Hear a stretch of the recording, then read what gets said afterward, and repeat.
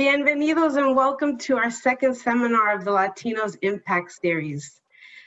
Today we'll be talking about mentorship and how it cuts a clear path to creating a pipeline of well-rounded leaders contributing to a future of inclusive prosperity. Did you know that more than half the workforce will be Hispanic in less than 10 years?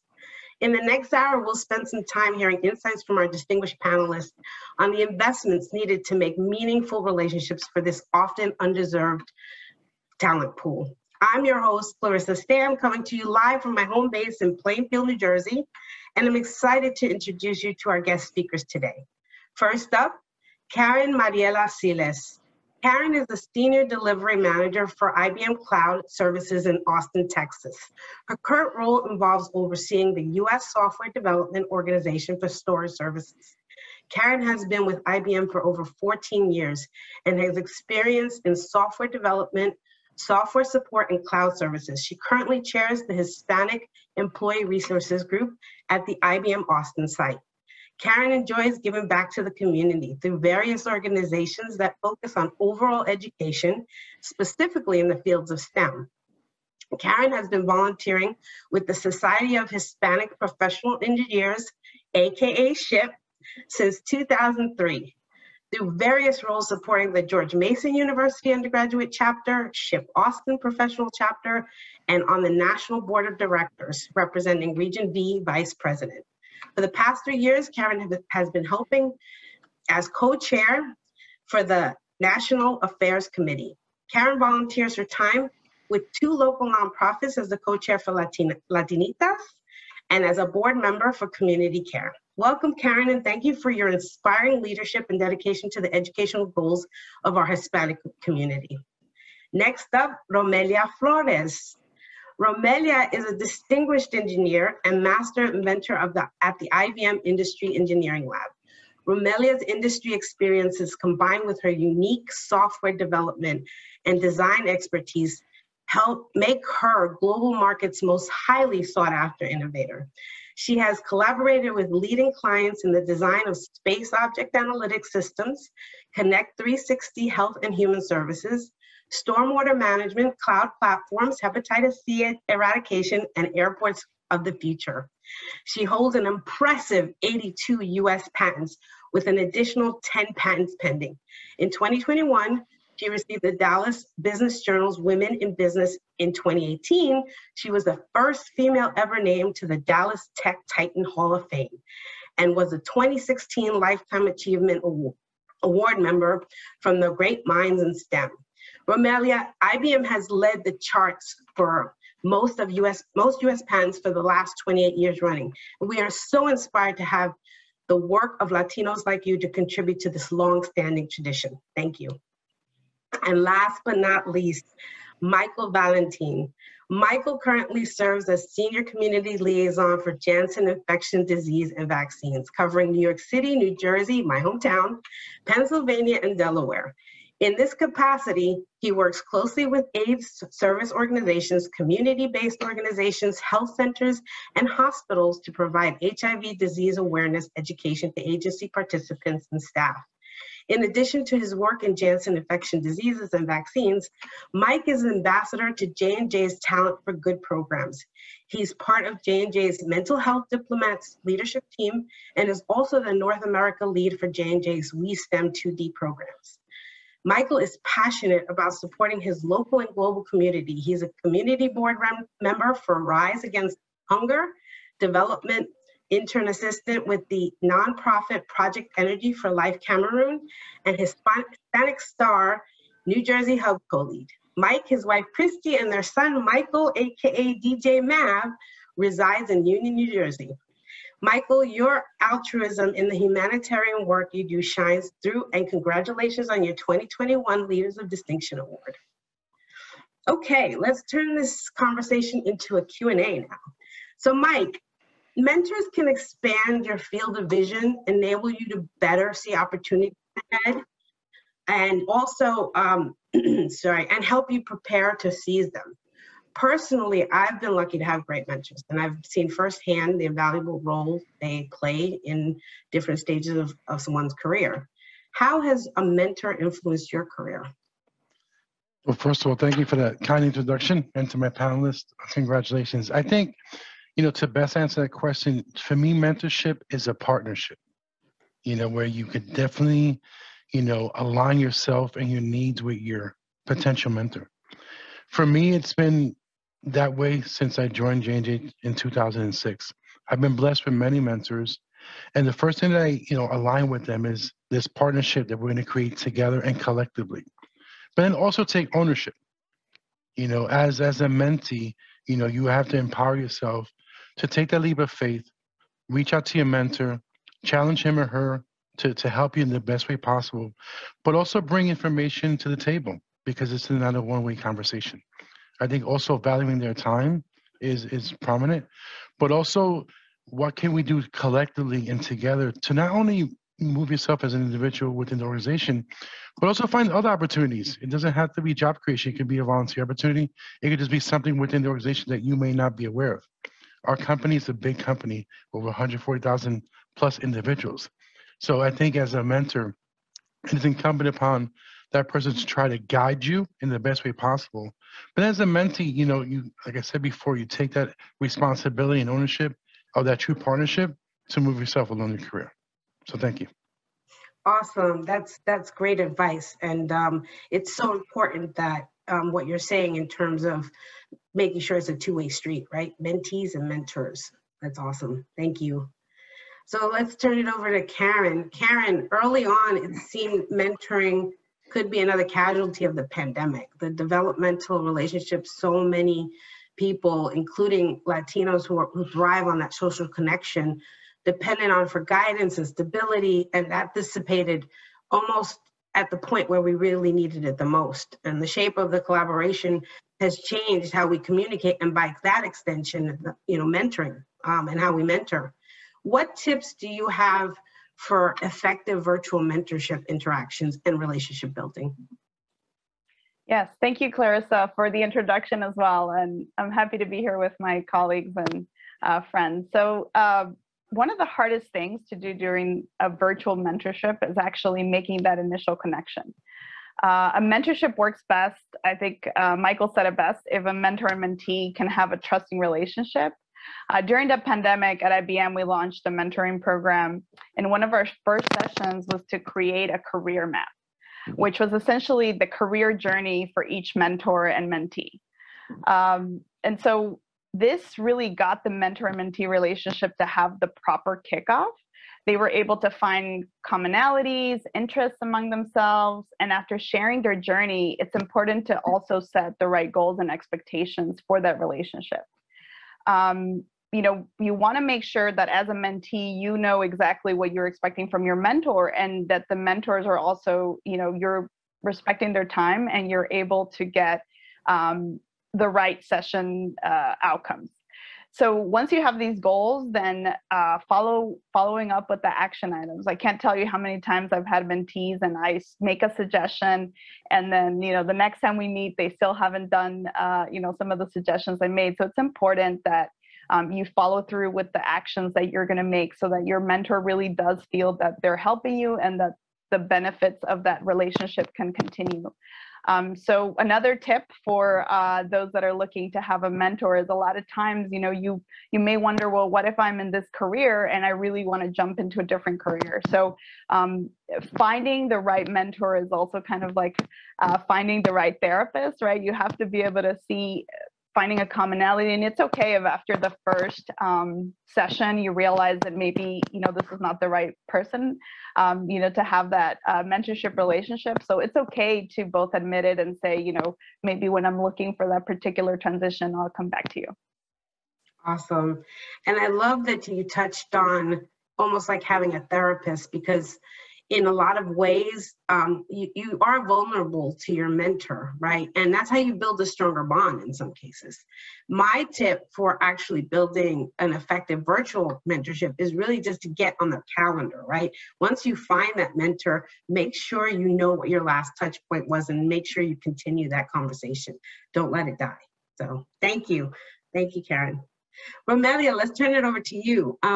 While the benefits of mentorship have long been realized, a question facing today's business leaders is how mentorship evolves and how it can support a diverse workforce and the growth needed to thrive in this new era of work, right? So quality mentoring programs are more necessary now than ever. How can mentoring programs create an impact on personal and professional development for diverse employees? And what would you say would be the ideal attributes of a successful program? So thank you, Clarissa. I appreciated the introduction today, and certainly my fellow panelists are just amazing. I am in awe of them as well. Bienvenidos a todos on the call today. And I just, in terms of mentoring programs, I'd say, there's a lot of different programs that are available today. I remember when I started my career, at IBM over 30 years ago, there really weren't very many mentoring programs and diversity initiatives and things of that nature. And so I view these mentoring programs as a vehicle for acceleration, right? And I think, getting involved and having passion is always really important when you embrace these kinds of programs. I participate in several of the programs that we have here at IBM for either young new hires or for experienced professionals. And I think one of the things that catches my attention when I'm mentoring someone is people that have the passion and the energy. They want to excel. They want to, take their career to the next level or their personal life to the next level. So mentoring isn't just always about technology or being able to, to propel your career. It's also seeking advice for how do I do that, work-life balance? How do I enable myself to be more successful as an individual, as a human being? And I think those kinds of relationships are really what you look for. Certainly programs will hone in on different things. Some programs hone in on your career path. Some programs hone in on, a one-on-one mentoring relationship, and you have to understand the program. But I think Karen hit it right on the nose when she said, be very respectful of your mentor's time, be accountable for those things. Being put in these programs can be a two-edged sword if you're not ready for the program. So if you are in one of those programs, be thinking about what is the program? How do I reap the benefit of the program? How do I ensure that I succeed within the program? Don't expect the program to do that for you. It really has to be your own passion, your own drive, your own initiative that propels you to the next level. And I'd say, programs that are hugely successful connect people together, and then they kind of help guide the, relationship along. But it really is up to you as an individual to really make that program succeed for you. I've had, some mentees that really take the time out to update me on things and keep me abreast of what they're doing, and other mentees that expect me to be reaching out to them. It's just a lot easier when, you as a mentee are actively seeking out advice and actively engaging. So I'd say have that passion, have that engagement, and enjoy the ride that you're on and seek the kinds of help that you want assistance for. Great. Thank you, Romelia. That is so true. Trying to keep that balance of making sure that you're proactive and that you're engaged, right, in looking for a mentor. Speaking of which, let's pivot back to Mike for a second. So Mike, many companies are realizing that diversity, equity, and inclusion is a strategic priority, right? So they're developing all these mentorship programs. However, our younger Hispanic leaders are not getting the same advancement opportunities as more senior colleagues. And 41% of executives, Hispanic executives, surveyed that they're benefiting from formal mentoring on the job, but 26% of our junior managers say they don't have access to mentorship programs. How can a mentee search for a mentor, if whether through those programs or on their own? Well, the first thing that I would suggest is whichever company you work for, if they have an employee resource group. Sometimes, a lot of our mentees are aligned with certain employee resource groups. I know Johnson & Johnson, we have several of them. Then also find if there's a cross-generational mentorship program. And why am I saying that? Because again, sometimes it's good to align yourself with a mentor, but maybe doing a cross-generational, you'll have someone with much more of an experience, maybe in a different sector, maybe in a different alignment. And I think that's important. And when it comes to the DEI conversation, that's something that we can't just loosely throw out, right? We have to put in the work to get the results that we need, right? I will tell you honestly, right now, at this present moment, I am in 2 programs. I am a mentee and I'm a mentor. And why do I say that? Because even as a mentor, right, you want to try to provide, all the information that you have for yourself. But then as a mentee, I'm reaching out to this high level executive to say, am I doing what I'm doing right? Not only by the mentee, but also for myself, aspiration within my career. So we search for certain different things in different companies, where it's formal mentorships, cross-generational. Sometimes companies have what's called reverse mentoring, right? Whereas like someone from, again, not to be ageist, just it may be someone of older, not in age, just in general, that's older, much more experience. I think that's important. And one thing that as I was reviewing this, it's always also good to have an aspirational mentor. And why am I saying that? That's someone who's like your biggest cheerleader, to really share with you like the highs and the lows. And even when you're having those good and bad days, to really keep pushing you. This conversation, I will share with you that as a mentee and a mentor, it's a privilege. Folks are giving up their time, effort to really share their experience, but also to move that person to the next level. So to go back to your original question in that D&I framework, absolutely. We just can't just talk the talk. We have to really walk it to really say to ourselves, wow, we're really pushing that envelope. So that first graph that you talked about, that we need to make a little bit higher. Because at the end of the day, it's really not only elevating us as Latinos and Latinas, it's just elevating all of us collectively. So I think that's where I'm at. So I appreciate the question. Yes, that's awesome. Thank you, Mike. And you touched on such a poignant point in terms of, the different types of mentorship, right? For example, the reverse mentorship. I was on a call not too long ago where our CFO for the company mentioned he has a reverse mentor relationship with a PTEX high school student. And I thought that was so awesome because she's obviously in her teens and he could be 40, 50 years old. So, right. So, I mean, that was just something awesome to hear. So it could go in so many different directions. Right. So I'm going to turn it now to the entire panel. And I am touching on a little bit of Karen and Mike's points. So mentoring is such a personal relationship that it's supposed to be exempt from pressures of performance. Mentors can help someone's self-esteem and provide a sounding board, but they're not necessarily a ticket to the top. The next question that I'm about to ask is, what is the difference between having a coach, a sponsor, and a mentor? And how can mentors turn into sponsors? Or better said, how can mentees turn mentors into sponsors? Anybody can answer. Okay, maybe I'll start. So I'd say, from my point of view, there are differences between like a mentor, a coach, and a sponsor. I'd say, mentors are people that you reach out to as an individual. So they're identified by the mentee.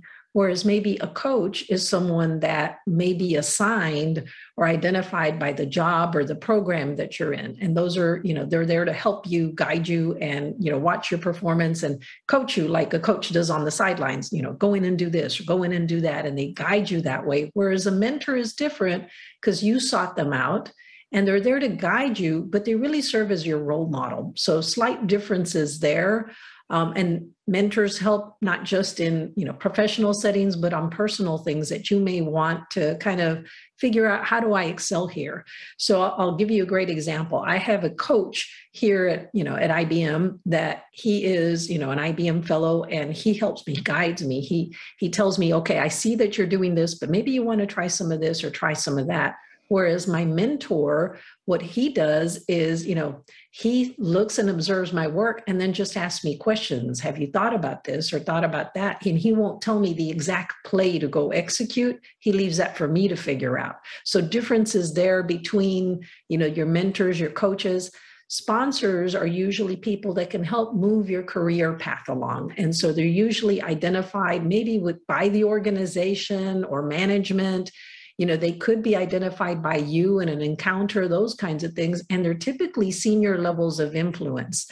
So depending on the programs you're in and what you're doing, I know at times mentors are senior level people and they may be executives as well, and they'll help you kind of with your career path as well, and they can become kind of a sponsor. So the lines kind of blur between the mentors, the coaches, and the sponsors.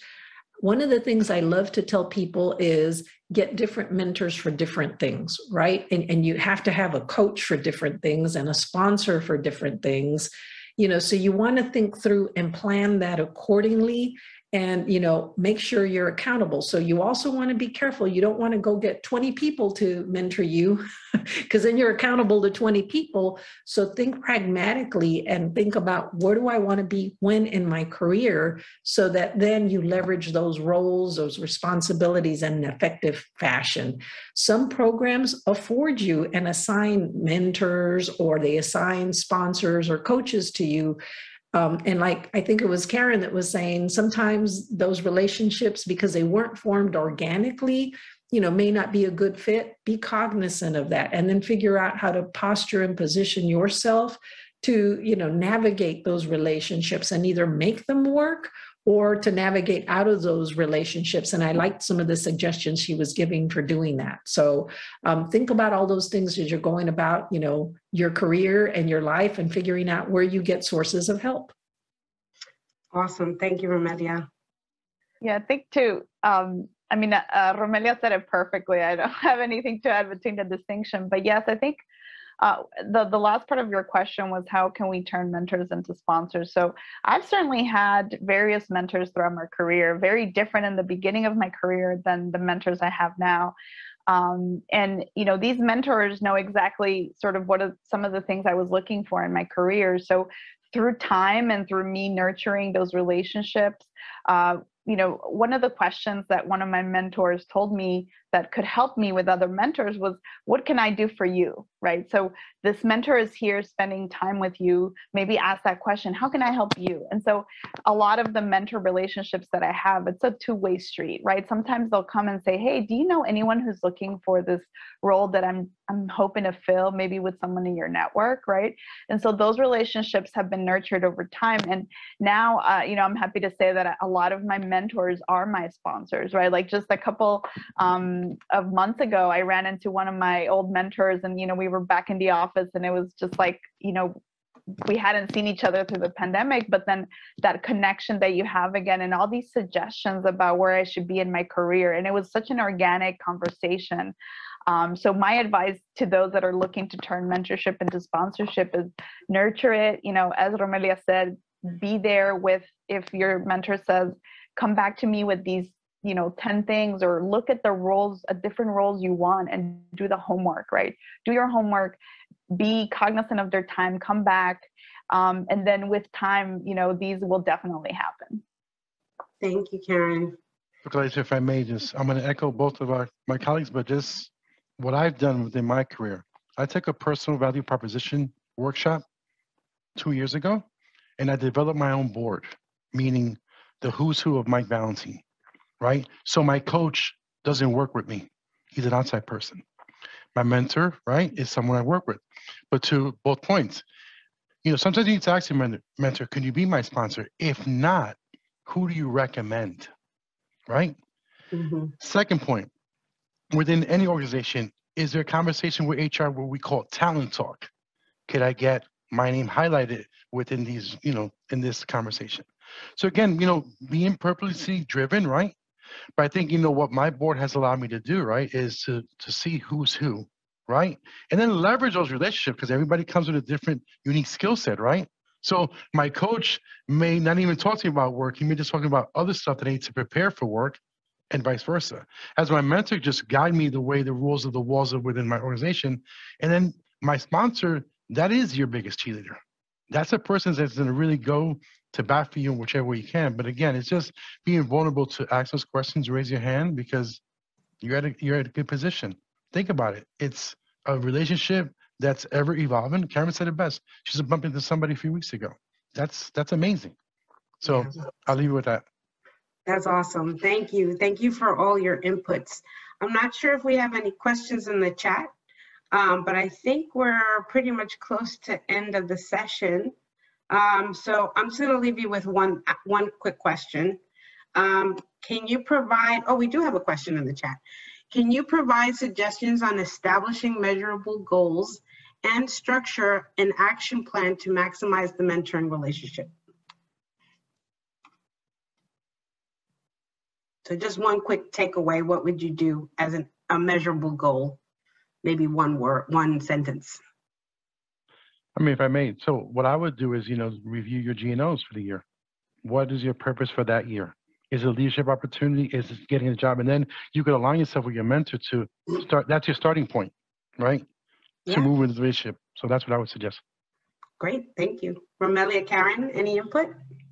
So I would say, along with setting those goals, set like specific like KPIs on how you're going to meet those goals. And I'd like to set some short-term things that I can accomplish, that I feel confident I can accomplish, some middle term, and then some stretch kind of KPIs. So that way, if all I said are stretch KPIs, then, my mentor might see like, Romelia comes and she's not achieving her goals. That was kind of one of the points Karen made earlier. But if I have some short-term objectives that are very impactful, they have to be poignant in terms of their impact. I want to have those short-term wins so that I start building the mindset of my mentor, my sponsors, that Romelia does get things done, right? So be thinking about short-term, mid-term, and long-term kinds of KPIs. Yeah, I mean, I think Michael and Romelia said it best, but what if you don't know what your goal is? My suggestion would be, I've done this before, is take a SWOT analysis of yourself. What are your strengths? What are your weaknesses? What are the opportunities and any, threats you have? I've made it about my own life. I've made it about the career that I had at the time. And I actually shared that with my mentor. And I said, can you help me figure out, what my next role should be? And looking at that SWOT analysis, they were able to realize that with my personality, I had to do this particular career goal. And, and then I had homework to go in and look at all that, all the roles around that type of career path. And so, if you're like me and you have a hard time figuring out what your goals will be for the year, then that was very helpful for me. And it helped me for 2 to 3 years afterwards. Wow, thank you. I think I have a bunch of new KPIs and goals to add to my list of my next mentor sessions. So I appreciate all the input, because me personally, I will definitely take that away. Well, I wanted to say one lesson from the pandemic is that with virtual mentorship, physical distance doesn't have to be or result in social disconnection. In fact, it improves both the accessibility and the types of mentors and heightens the impact that a web of supportive relationships has on people from all walks of life, especially in a time of crisis. My sincerest thanks to our wonderful speakers, Karen, Romelia, and Mike, for sharing your experiences and providing us with some valuable insights to help us expand our mentoring capabilities and networks. I also want to thank We Are All Human for their supportive and inclusive partnership. And lastly, a special shout out to our organizers, Marco, Catherine, Suheli, Priscilla, David, and the Watson Media team for your dedication and efforts to making this series ever so special. Stay tuned for the next series, the next webinar, Siempre Adelante. Thank you, everyone. Have a great day. Thank you so much.